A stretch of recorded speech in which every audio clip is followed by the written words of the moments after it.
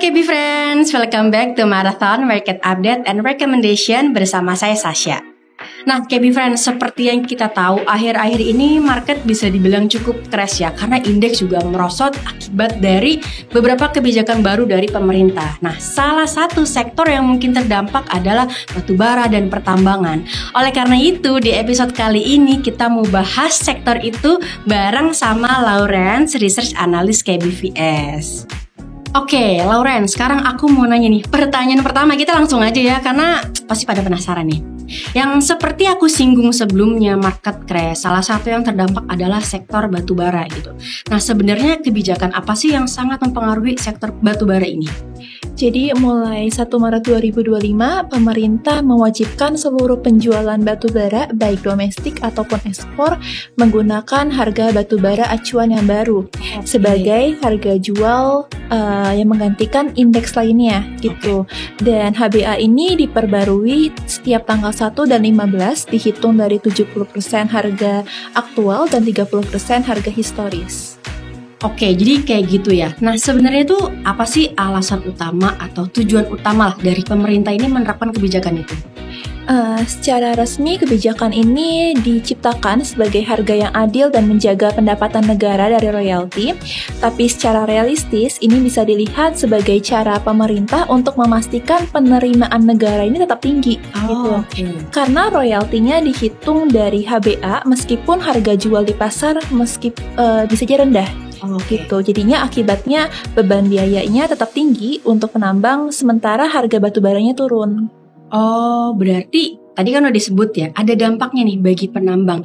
Nah, jadi boleh dijelasin lagi nggak dampaknya terhadap harga jual sama efeknya ke para penambang tuh kayak gimana? Contohnya kayak di per Februari 2025 harganya HBA3 dan IC5 adanya premium sekitar 14%. Dan ini berpotensi untuk meningkatkan average selling price-nya. Bila pembelinya menyerap harga HBA, maka si ASP penambang ini berpotensi meningkat yang dapat mendorong pendapatan naik dalam jangka pendek. Nah, tadi udah disinggung nih dampaknya tuh apa aja sih ke para penambang gitu ya. Nah, sebenarnya ada nggak sih kekhawatiran lain nih yang perlu diperhatikan ya dari HBA ini? Iya, karena 30% harga dari HBA ini merupakan harga historis dan hanya diperbarui 2 kali saja dalam sebulan. Ada resikonya kalau HBA tetap tinggi tapi harga di pasar global ini turun gitu. Dan ini bisa membuat batubara Indonesia justru kurang kompetitif jika dibandingkan dengan Australia dan Rusia. Dan selain itu, karena royaltinya tetap dihitung dari HBA dan bukan harga aktual penjualannya, sehingga marginnya produsen pun bisa ikut turun. Nah, dari kekhawatiran atas dampak yang tadi nih ya, sebenarnya ada nggak sih kebijakan dari pemerintah yang at least bisa mengimbangi lah kekhawatiran yang tadi itu? Ada kebijakan baru yaitu perubahan royalti dan adanya perubahan royalti untuk penambang IUPK dari yang sebelumnya flat 28% sekarang menjadi progresif dan itu good for company emitennya AADI gitu dan itu dapat menaikkan laba bersihnya AADI di tahun 2025 sebanyak 5%. Tapi justru it's bad for emiten yang skemanya itu adalah IUP ataupun PKP 2B gitu. Contohnya seperti PTBA gitu. Karena adanya kenaikan royalti 1-1,5% gitu. PTBA ini untuk laba bersihnya mungkin bisa turun ke 5% tahun 2025. Sementara untuk ITMG itu untuk level tarifnya sudah disesuaikan dari secara historis. Oh, nah berarti tadi udah sempat nyinggung beberapa emiten juga ya. Kalau nih outlook harga batubara sendiri ke depannya tuh gimana tuh?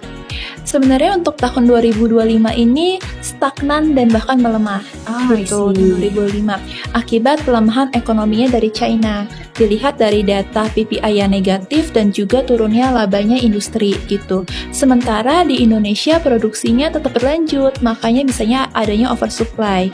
Dan secara year to date gitu harga batubara sudah turun 20% gitu. Makanya sekarang rata-ratanya di harga 105 USD per ton gitu.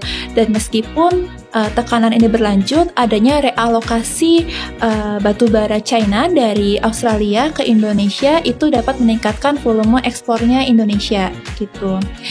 Dan adanya penambahan cadangan energi atau energi stockpiling dapat menopang juga volume ekspor di Indonesianya juga gitu.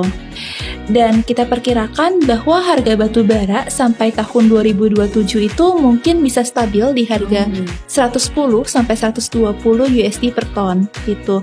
Tapi tren jangka panjangnya karena kita ini sudah transisi energi global dan pengetatan kebijakan iklim dan pengaktifan kembali pembangkit listrik tenaga nuklir di Jepang, justru makanya batu bara kurang menarik gitu. Oh, I see. Nah, kalau kita mulai masuk ke sahamnya nih ya, mulai bahas market saham-saham batu bara nih. Kalau dilihat dari dampaknya tadi gitu kan, kira-kira prospek dividen dari saham-saham batubara itu ke depannya kayak gimana nih? Pasti pada penasaran juga nih kalau terkait dengan sahamnya kan? Iya, kalau dengan kebijakan-kebijakan baru yang ada, justru itu beresiko untuk pemberian dividen ini turun ya, gitu.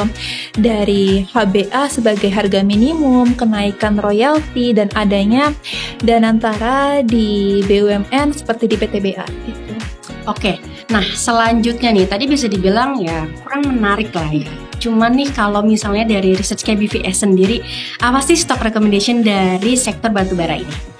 Kalau pilihan pertama pasti AADI, kemudian PTBA, baru ITMG sih. Oke, tadi udah disebutin ya picking ordernya tuh mulai dari ADI, PTBA, dan juga ITMG. Kalau mau lebih jelasin nanti bisa analisis mandiri juga ya, biar lebih up to date juga data-datanya. Oke, selanjutnya kita mulai bahas ke nikel nih, karena bisa dibilang yang menarik juga untuk dibahas kali ini. Nah, kalau dari nikel sendiri nih, apa aja sih yang sedang terjadi nih di sektor nikel Indonesia ini? Jadi kalau di sektor nikel gitu, pemerintah mengusulkan kenaikan tarif royalti dari nikel ore dari 10 menjadi 14-19%, nikel malt dari 2% ke 4,5%, ferronikel dari 2% ke 5%. Ditambah lagi adanya kebijakan DHE 100% yang dapat memperketat likuiditas perusahaan gitu. Dan dari sisi permintaan, pasar baterai nikel ini makin lama makin tergeser oleh LFP gitu. Dan ini sudah menyebabkan harga nikel itu turun 30% semenjak tahun 2023 gitu. Dan pemerintah memang katanya mewacanakan untuk pemangkasan kuota nikel sampai 40% gitu, tapi belum ada keputusan finalnya. Oke, jadi di nikel juga ada beberapa perubahan ya yang terjadi gitu. Nah, dampak dari perubahannya itu kayak gimana sih?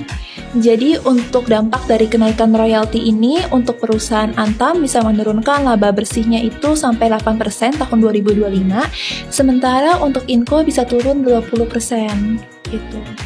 Cukup tinggi juga ya. Nah, next nih kita mau bahas juga metal ya. Nah, kalau di metal sendiri apa sih yang terjadi sebenarnya di emas Indonesia sekarang ini? Kalau misalnya kita mulai dari emas gitu, harga emas sebenarnya udah mencentuh all time high ya kemarin di 3.000 USD per ounce gitu. Dan ini sudah naik 14% year to date yang didorong oleh dedolarisasi, permintaan tinggi dari bank sentral, dan ketidakpastian geopolitik. Tapi kalau kita lihat justru saham-saham perusahaan emas di Indonesia belum sepenuhnya mencerminkan kenaikan ini gitu. Dan ini karena ada beberapa faktor seperti kekhawatiran usulan dari royalti emas gitu, dan ini dapat menekankan marginnya mereka.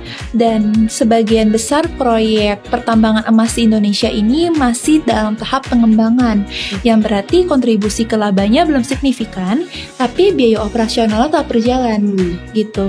Dan adanya sentimen negatif di pasar dikarenakan MDKA kemarin dikeluarkan dari indeks MSCI. Jadinya untuk investor institusi justru ini kurang menarik gitu. Oke, tadi sempat disinggung juga ya terkait dengan kenaikan royalti emas. Nah, sebenarnya emiten apa nih yang paling terdampak dari kenaikan royalti emas itu? Kalau dari coveran kita itu ada dari BRMS yang terhadap laba bersihnya itu bisa turun 26%, lalu MDKA 15% dan Antam 10%. Oke, tadi dicatat ya, KB Friends ya, bisa jadi catatan kita buat dianalisis lebih dalam lagi. Nah, next nih, kalau untuk outlook harga emas ke depannya kayak gimana? Karena tadi sempat disinggung juga kena all time high-nya. Kalau outlook ke depannya kayak gimana nih?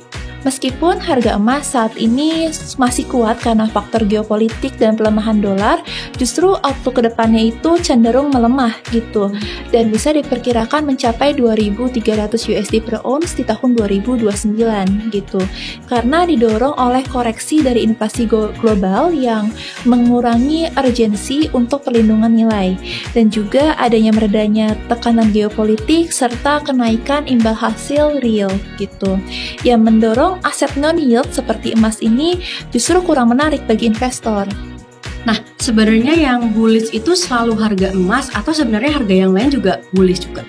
Ada yang menarik, itu copper atau tembaga, itu juga naik sudah 13% year to date ini gitu.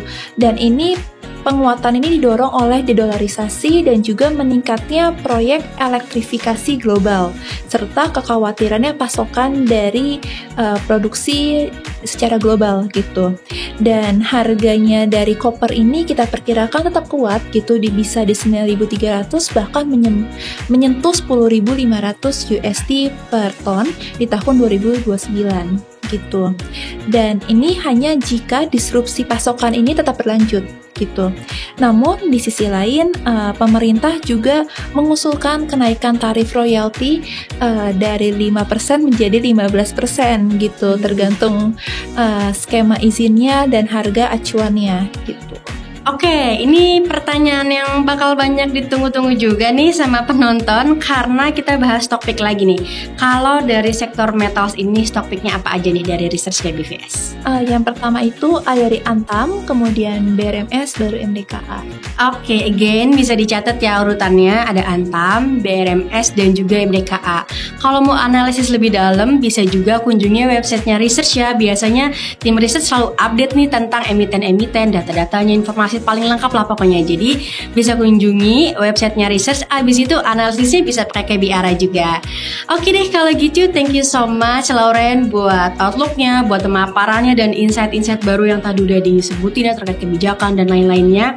Semoga bisa nambah insight teman-teman yang nonton. Thank you so much dan see you di episode selanjutnya. Bye bye.